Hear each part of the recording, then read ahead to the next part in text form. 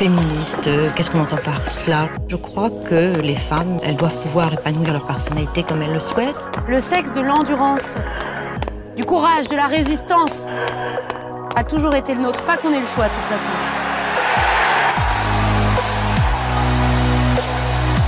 Bonjour, je suis Anne-Cécile Sarfati, rédactrice en chef à Elle et créatrice du programme Elle Active. Bienvenue dans Avantage pour Elle, le podcast Elle Active Sport, qui démontre à quel point le sport rend les femmes plus fortes. Ce podcast vous est proposé par FDJ, partenaire majeur du sport français et acteur engagé du sport féminin pour l'émancipation, l'empowerment et le bien-être des femmes. Aujourd'hui, le parcours hyper inspirant de la footballeuse Melissa Plaza au micro de Marie-Stéphanie Servos. Bonjour Melissa Plaza. Bonjour. Vous êtes ex-joueuse internationale de football, diplômée d'un doctorat de psychologie du sport et autrice d'un livre intitulé « Pas pour les filles », paru aux éditions Robert Laffont. Dans votre livre, vous déconstruisez les stéréotypes liés à la pratique féminine du football. Alors selon vous, quels peuvent être les leviers pour arriver à plus d'égalité entre femmes et hommes dans votre domaine ? Il y a beaucoup de choses à faire. La première des choses, c'est évidemment d'éduquer partout, à commencer par les acteurs et les actrices du sport, du monde du sport. Donc les fédérations, bien sûr, toutes les institutions gouvernementales liées au sport, mais aussi dans les écoles, les enfants, parce que ça commence très tôt. Dès l'école primaire, on s'aperçoit qu'il y a déjà une répartition très sexuée dans les pratiques sportives, y compris récréatives. Et généralement, les filles en sont exclues. Donc il y a beaucoup de travail à faire de ce côté-là. Et puis bien sûr après l'égalité, ça passe par l'égalité d'accueil, donc accueillir correctement les joueuses dans les clubs en termes d'infrastructure. Quand je parle d'infrastructure, c'est de terrain. Je parle aussi de matériel, qu'on leur mette à disposition des équipements à leur taille, qu'on leur mette à disposition des vestiaires et puis surtout des moyens humains, c'est-à-dire qu'on ait des gens compétents, formés, qui puissent accueillir ces jeunes femmes, ces jeunes filles de la même façon dont ils accueillent ces jeunes garçons ou ces jeunes hommes. Et puis enfin, en dernier lieu, tout en haut de la pyramide, si j'ose dire, ce serait d'accorder un réel statut de professionnel aux joueuses de haut niveau, ce qui n'est pour l'instant pas le cas puisqu'elles sont considérées dans les faits comme des joueuses semi-professionnelles. Elles signent des contrats qu'on appelle fédéraux, qui ne sont pas des contrats professionnels. Et du coup, elles ont des rémunérations qui sont des rémunérations... j'allais dire de joueuses semi-professionnelles et qui les oblige à avoir un deuxième travail à côté, un travail d'appoint qui est rarement valorisant, à la fois socialement et économiquement. Et puis surtout, cette double vie, ça les empêche bien souvent d'avoir un double parcours, notamment scolaire et universitaire. Donc, elles font très peu d'études. Donc vous parliez de rémunération et justement il y a un chiffre qui est assez parlant. Dans le dernier classement Forbes des 100 sportifs les mieux payés, il y a une seule femme, Serena Williams, et elle arrive à la 63e place. Vous, quand vous étiez joueuse professionnelle, quelle était votre rémunération ? Ma première rémunération de joueuse entre guillemets professionnelle, puisque je mettrai toujours des guillemets à ça, c'était 400 € brut mensuels. En sachant que je signais à Montpellier, qui est un club élite du championnat de France de D1, qui venait de faire son entrée sur la scène européenne, donc on allait jouer la Ligue des Champions. Et donc 400 € brut, et j'ai fini ma carrière à 1500 € net par mois. Et je faisais partie, à certains égards dans certains clubs, de joueuses privilégiées, financièrement parlant. C'est quand même un peu aberrant justement d'entendre ça, notamment quand on pense à vos homologues masculins qui ont parfois des rémunérations astronomiques. Dans votre livre, vous revenez aussi sur les difficultés rencontrées à vos débuts. Est-ce que vous pensez que les petites filles aujourd'hui auront moins de difficultés à jouer au foot ? Je suis assez ambivalente sur le sujet parce qu'à la fois il y a des avancées positives, d'une part parce qu'on donne à voir des rôles modèles à la télé, cette Coupe du Monde est un très bon exemple, donc ça c'est de bon augure. Par contre, je suis encore très alarmée quand j'entends du personnel enseignant me dire que certaines petites filles dans la cour de l'école ne peuvent pas jouer au foot pour la simple et bonne raison qu'elles sont des filles et que les garçons n'en veulent pas. Donc, signe que les choses n'ont pas profondément changé, puisqu'il faudrait réformer profondément le système et que ça demande du temps. Et ça demande surtout des moyens financiers. Parce qu'aller éduquer dans les écoles, ça a un coût. De faire déplacer des experts ou des expertes sur la question, ça a un coût. Et que les institutions éducatives, pour l'instant, n'ont pas de moyens pour ça. Ou très peu. Donc, ça veut dire que ça n'est juste pas encore une priorité. Et d'ailleurs, si on regarde le budget qui est dédié à l'égalité, au secrétariat à l'égalité entre les femmes et les hommes aujourd'hui, dans le budget total de l'État, ça vaut rien. Je crois que c'est 0,013%. Donc, c'est infime. Donc, c'est un signe que c'est pas une question qui préoccupe fondamentalement le gouvernement et Et d'ailleurs, j'allais dire pas que le gouvernement, mais... Vous vous rappelez par ailleurs, Mélissa Plaza, que la pratique du football n'est justement pas accessible aux petites filles de manière uniforme sur tout le territoire ? Oui, parce qu'il y a encore des endroits reclus en France où il n'y a pas de section filles, il n'y a pas de section ouverte aux joueuses. Donc, soit elles essuient des refus catégoriques en leur disant trouvez un club à 100 km de chez vous, il y a un club où il y a des femmes ou des filles. Donc, à moins d'avoir des parents qui soient disponibles et qui puissent les emmener à l'entraînement, c'est très difficile. Ou alors, on les accueille avec les garçons, mais pas toujours correctement. C'est-à-dire que souvent, elles sont exclues, on les fait jouer quand il y a 3-0, on les accueille en les faisant se changer dans les vestiaires arbitres. Donc, on leur fait toujours comprendre qu'elles sont juste des invités et que c'est déjà sympa, on leur a laissé le vestiaire arbitre, quoi. Donc, il y a encore beaucoup de travail à faire, et notamment... quelque chose qui est déjà mis en place actuellement et qui peut fonctionner, c'est la question des labels. C'est-à-dire que pour obtenir certains labels, notamment label jeune, vous êtes obligé d'avoir une section filles, donc il faut en passer par les obligations. Et il faudrait simplement qu'il y en ait beaucoup plus. Ouais. Donc il y a une évolution, mais malgré tout, il reste encore des problèmes, notamment en termes de sexisme et de machisme. Oui, clairement. Et d'ailleurs, cette Coupe du Monde est un bel exemple d'avancée, mais c'est aussi, vous avez pu le constater dans le JT TF1, qu'on voit encore des aberrations, quoi. Le type qui nous dit « j'aimerais être à la place de ce ballon et de ses doigts qui caressent le ballon », enfin, il faut qu'il aille se faire soigner, quoi. Je veux dire, aujourd'hui, c'est plus tolérable d'entendre ça.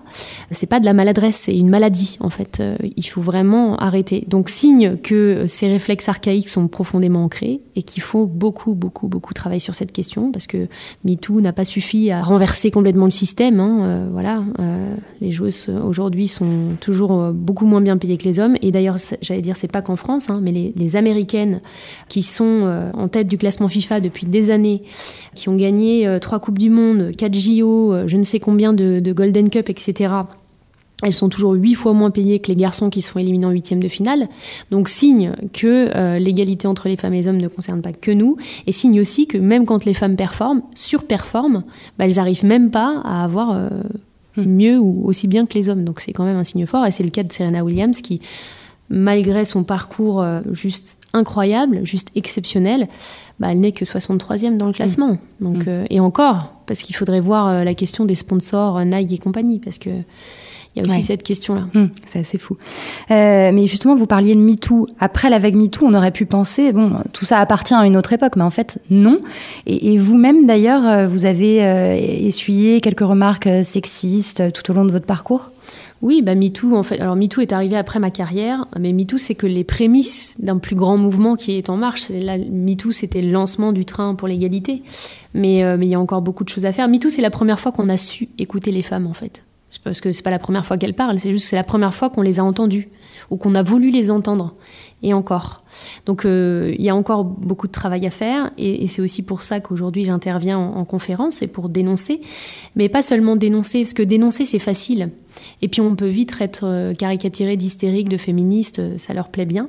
Donc il faut non seulement dénoncer, mais il faut surtout donner des outils aux gens pour qu'ils soient capables de décrypter ces situations et qu'ils soient critiques vis-à-vis de ce qui se passe autour d'eux dans la société. Parce que critiquer pour critiquer, ça sert à rien. Donc moi, je sais que quand je raconte cette anecdote à Montpellier notamment, je décrypte avec les gens dans la salle, voilà ce que aujourd'hui, comment je décrypte cette image, avec quels outils. Voilà les conséquences que ça a dans notre société que de traiter les femmes comme ça, comme des objets. Et du coup, je les outille pour la suite, pour que eux, ils soient en mesure après de regarder des affiches et de se dire, oh là là, warning, là ça va pas, voilà ce qu'on aurait pu faire, voilà ce qu'on pourrait faire de mieux, etc. Donc c'est pas juste être critique vis-à-vis du système, c'est aussi aider les gens à être capables d'être autonomes dans cette question de l'égalité. Et ça, c'est fondamental en fait. Ça peut permettre de faire évoluer un peu les mentalités. C'est absolument nécessaire. C'est absolument nécessaire, parce que de dire que c'est pas bien sans expliquer pourquoi, ça nous avance pas grand-chose. Alors, je voudrais vous faire écouter un petit enregistrement sonore. Avec vous, nous restons sous le signe du charme et de vos footballeuses françaises qui ont rencontré les Norvégiennes. Oui, qui ont été battues 3-0. Oui, mais elles sont belles.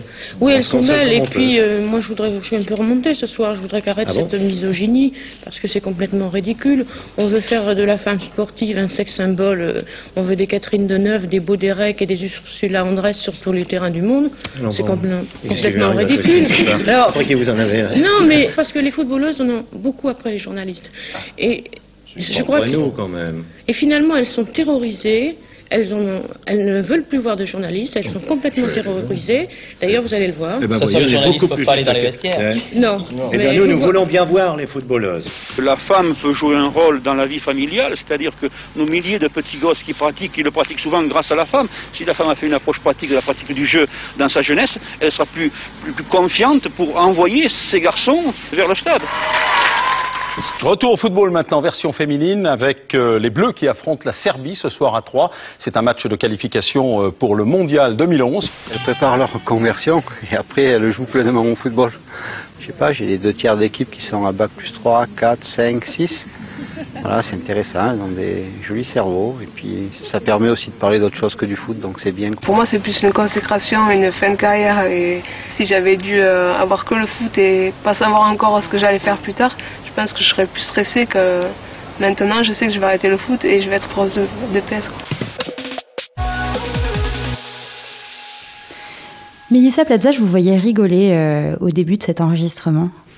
Oui, bah c'est drôle, mais je rigole jaune parce qu'en fait, c'est des commentaires que vous entendez encore aujourd'hui. Il n'y a pas si longtemps que ça, où le commentateur a dit la belle Alex Morgan.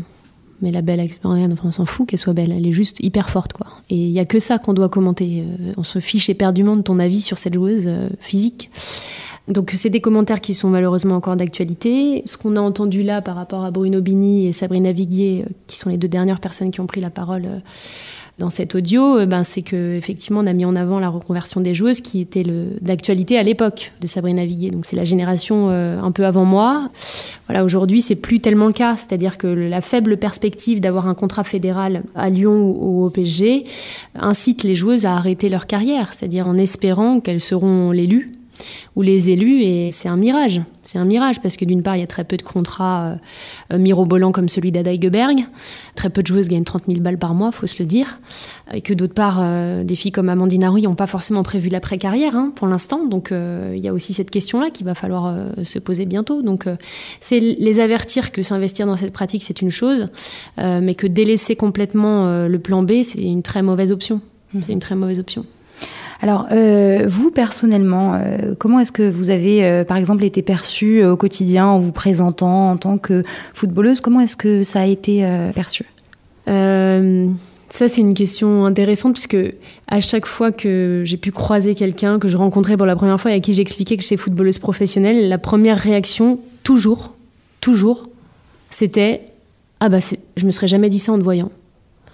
Et la deuxième réaction, en pensant bien faire, c'était de me dire que j'avais pas du tout un physique de footballeuse. Donc, sous-entendu, j'étais hyper longiligne et jolie. Voilà. Donc, en fait, il pensait me faire un compliment, mais c'était juste de pire en pire. Il était en train de creuser, le gars. Donc, finalement, je les questionnais. C'est quoi être une footballeuse? C'est quoi un physique de footballeuse? C'est quoi? Parce qu'en fait, Qu'est-ce qu'il vous répondait? Il n'y a rien à répondre parce qu'il n'y a pas de réponse en fait. Un physique de footballeuse, ça n'existe pas. Si vous avez regardé le mondial, vous avez de tout, mais comme dans la société. Vous avez des joueuses costauds, vous avez des joueuses fines, des joueuses très grandes, des joueuses petites, vous avez des blondes, des brunes, des blacks, vous avez tout, comme dans la société en fait. Donc ça n'a pas de sens que de réfléchir comme ça, quoi. Alors est-ce que pour vous, le sport a eu un rôle émancipateur ? Oui, c'est ce que je raconte dans ce livre qui s'appelle Pas pour les filles, mais qui retrace un parcours de vie sinueux et notamment une enfance assez chaotique dans laquelle le football va clairement être un vecteur d'émancipation à la fois sociale et d'émancipation en tant que fille pour devenir une femme libre. Donc ça a été vraiment pour moi le tournant un petit peu de ma vie. C'est ce qui m'a permis de m'élever socialement, intellectuellement et surtout de m'affranchir des codes de la féminité qui ne me convenaient pas et qui ne conviennent pas à beaucoup d'entre nous, mais pour l'instant, il y en a beaucoup qui n'en ont pas conscience. C'est-à-dire, c'est quoi aujourd'hui être une femme libre, en fait? C'est cette vraie question qui doit être posée. On l'a compris un peu tout au long de cette interview, vous êtes très engagée sur ces questions. Est-ce que vous avez déjà été contactée par des jeunes filles qui vous ont posé des questions et qu'est-ce que vous leur répondez à ces jeunes filles? Je suis beaucoup contactée depuis que j'ai publié ce livre parce que j'ai beaucoup de femmes qui m'écrivent pour me dire à quel point ça les a inspirées, à quel point elles aussi elles ont vécu ce que j'avais vécu, alors que ce soit dans le contexte sportif ou ailleurs, ça peut être dans le contexte professionnel, mais je pense que beaucoup d'entre nous ont vécu ça, malheureusement, que ce livre avait précisément vocation à ça, c'est-à-dire donner à voir ce qu'on donne rarement à voir, et puis aussi informer les hommes, parce que c'est une vraie question que d'informer les hommes sur il y a des hommes qui vous contactent aussi. Bien sûr, plein d'hommes qui me contactent parce que eux aussi parfois vivent ça.